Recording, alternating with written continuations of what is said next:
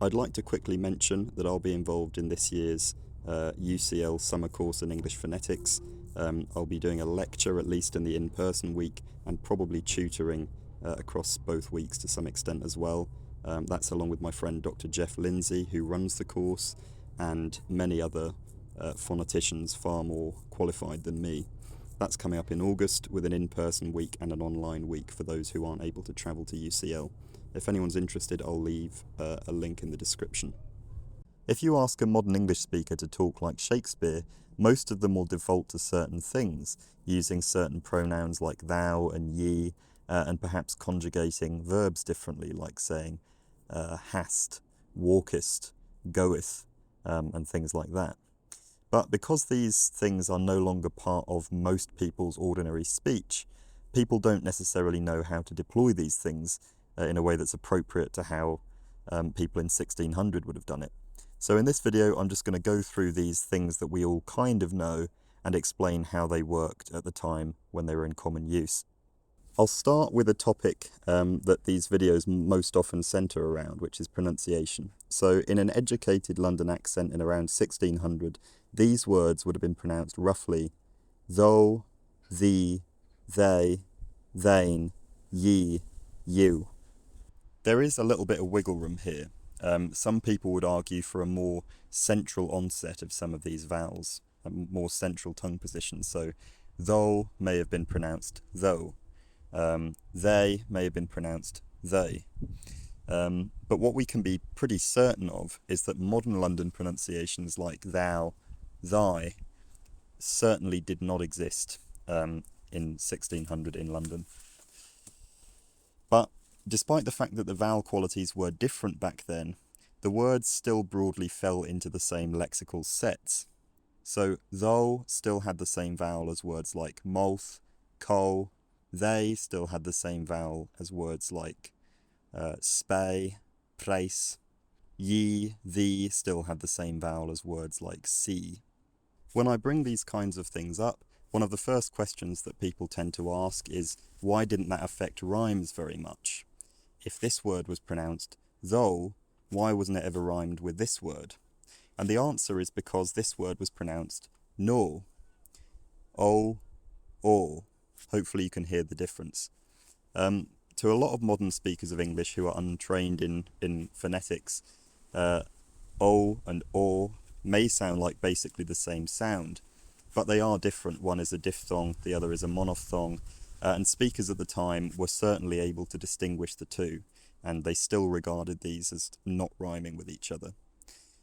Likewise, of the options of how they may have pronounced this word, the very peripheral one, they, sounds basically identical to a lot of modern pronunciations of this word. But back then, this word was pronounced there. This word was pronounced se. To me, the most powerful line of evidence as to how sounds were pronounced back then is direct testimony from the time. In 1617, Robert Robinson published his Art of Pronunciation, where he described all of his basic or monophthongal vowels in terms of their tongue position within the mouth. And he described his price vowel, the vowel in words like thy, price, spy, as being his basic vowel followed by his basic vowel, something like a. And he described the mouth vowel in words like thou, mouth, cow, as basically the mirror image of that at the back of the vocal tract, the back of the mouth, something like oh. Bear in mind that if Robinson was pronouncing these vowels like I, ow, or something like that, he could very easily have transcribed this within his system, but he chose not to. Other spelling evidence from earlier than Robinson corroborates these qualities, and it's only towards the middle of the 1600s that we start to see writers describing both of those diphthongs, both of those gliding vowels, starting to take a more central onset, more like a, o. Now, often people are kind of incredulous when this kind of thing is presented. I've got an entire video on that, but just bear in mind that things have come a long way even since audio recording was invented. I say my price and mouth vowels as I, ow, at the extreme end of sort of upper middle class people from the area that I live in, sort of 120 years ago, you have recordings of people that have realizations more like I, oh, which are, closer to Robinson's qualities than they are to mine. Sometimes people will say things like, oh, well, where did the modern London qualities come from then? You can't tell me they just popped up out of nowhere. And of course they didn't pop out of nowhere. They gradually developed from qualities probably something like Robinson's. Another basic pronunciation point that I think I should address is the pronunciation of this pronoun, ye. Now, in my, in the reconstructed 1600 London accent I've been using here, I've been saying ye. Now, many years ago, on a television series called QI, they corrected an existing misconception, and that misconception was that pseudo-Shakespearean phrases like this should be pronounced ye old shop, whereas in fact, the definite article, this word here, the cat, the dog, the shop, had always been pronounced with an initial the sound, not an initial y sound. And that the only reason we get the impression it was ye old shop is because of, some historical reasons relating to printing presses. Now, that QI episode was accurate, but a lot of people get confused between the definite article, as in the cat, the dog, the shop, and the pronoun, as in hear ye, hear ye. While the definite article always started with a the sound, or when you get very old, it's a th sound. The pronoun was always pronounced with a y sound. The pronoun ye always had a y sound. These words have always been two separate words with different meanings. They've always been pronounced differently, and people, spelling doesn't affect people's pronunciation as much as we often assume when we're coming up with pop linguistics theories. I would put all kinds of money on people did not get confused between these two words in pronunciation, especially in a society where literacy rates were extremely low. Another aspect of the pronunciation of pronouns that I find interesting, especially as I'm interested in how speech is used conversationally in casual situations, is weak forms, and I covered this a little bit in the last video in the context of Middle English, where a lot of the evidence comes from. And basically, the long and short of it is, you have the kind of citation form of a word, for example, you, but then it may also have a weak form, which is in some way phonologically reduced. I don't know if you can hear those scrouders over there. You have a weak form, which is in some way phonologically, phonetically reduced, which is used in low stress positions within a sentence. So you versus y, can versus kun. I can go to the shop instead of I can go to the shop. In modern English, the exact words which you can replace with weak forms vary from dialect to dialect, and the exact way that they're used varies from dialect to dialect. Broadly speaking, weak forms are used, as I say, in low stress positions within a sentence. It's usually function words that become weak forms, but there are some exceptions. For example, the definite article in my dialect is the in strong form and the in weak form, and where you use each one is basically dependent on whether the next word starts with a vowel or not. The apple, the cat. That's not true in all dialects of English. For me, the same thing is true of to understand, to go. Of course, we're talking mainly about pronouns in this video, and in my dialect, weak forms don't extend very far into the pronoun system. If I say a pronoun in an unreduced context within a sentence, it will usually be maybe shorter, maybe it'll be phonetically reduced in some way, but it won't go to a full weak form with a central vowel. I don't normally say see ya later, but many English speakers do this, and in the very limited dialects of English where thou is still used as a pronoun, it can take a weak form, as in see the later. Another thing to mention and investigate in terms of early modern English is contractions. Nowadays we have all sorts of contractions that can involve pronouns like I'm, you're instead of you are, and we know for a fact that there were some of these in early modern English, some that did survive and some that haven't survived in standard English. So tis, twas. Those are ones that most people are probably familiar with, but also, I don't even know how to say them in my own accent, but I'll just say them in early modern English. Thort, thote, and stuff like that. Contractions that involve the word thou. As I say, in my last video I mentioned some specific evidence for weak forms of pronouns in Middle English a couple of hundred years before Shakespeare's time.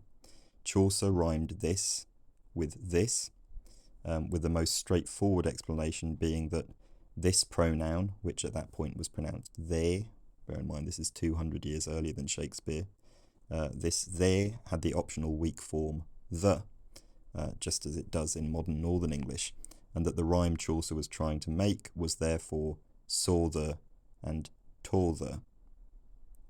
In Roger Lass's chapter of the Cambridge History of English, Volume 3, he also points to situations where in weak positions in poetry, also in Middle English before Shakespeare's time, you'd get this spelling, where you'd grammatically expect the form you, not ye. More on that grammatical distinction later. Because of this patterning in weak positions in sentences, Lass interprets this as you being weakened to y in these positions, and bolsters this with more rhyming evidence. Chaucer rhymes joya with froya, where grammatically this y should be a weak form of you, not ye. This kind of thing is difficult to compile evidence for, but I think as we have evidence for this in Middle English and fairly extensively in modern dialects, there's a very good chance that Shakespeare's Londoners were applying at least some pattern of reduction to pronouns. Perhaps we should be saying hair ye, instead of hear ye, hear ye.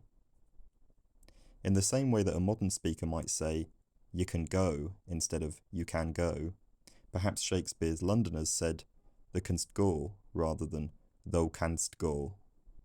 So here in that example I just gave you, we see another of those old features that a lot of us are kind of familiar with, adding suffixes like st and th, canst, wilt, calleth. This was just part of the normal pattern of verb conjugation in early modern English, which was a little bit more complicated than the one most of us use now. It related fairly straightforwardly to the pronouns, at least in cases of regular verbs. A make, thou makest, he, she, it maketh, we, you, there make. A think, thou thinkest, he, she, it thinketh, we, you, there think. There was a fair amount of variation between words, and as I said, this was mostly just the pattern for regular verbs. But as a general rule, it would be grammatically incorrect to say, for example, they thinkest or I thinketh, because this is the wrong conjugational pattern. In some ways, this pattern mirrors the one that German still uses, because of course they come from the same ancestral one. I kann, thou kannst, ich kann, du kannst. This conjugational pattern wasn't the same everywhere in Britain. I won't go into too much depth in this video, but one example is that in more northerly dialects, s was often the second person singular suffix, thou makes instead of thou makest. This remains true in parts of the north, where thou is still used now. People say the knows rather than the knowest. Finally, where would you use all these different forms, though, thee, ye, and so on? Well, they fitted into the same general structure as modern English pronouns, one of the last vestiges of the old grammatical case system that's preserved more robustly in modern languages like German and Polish. In modern English, although most of us aren't consciously aware of it, our pronoun use follows consistent rules. Most of us know about first, second, and third person. First person pronouns are I, me, we, us. These are pronouns that refer to the person who's saying them. Second person pronouns are you, and for some English speakers, yous or you'll, pronouns that refer to whoever the speaker is directly addressing. And third person pronouns are ones like he, she, they, that refer to someone else who isn't directly involved in the exchange. We're also mostly consciously aware of the two-way number distinction. I, he, she are all singular, and we and they are generally plural, although of course there are increasingly contexts in which they can be singular. The dimension that we tend to be less aware of, though, is case. What's the difference between he and him? They both refer to the same thing in the world, but you use he if he is doing the verb, and him if he is having the verb done to him. The same is true for all these other pairs. He hit me, and then I hit him.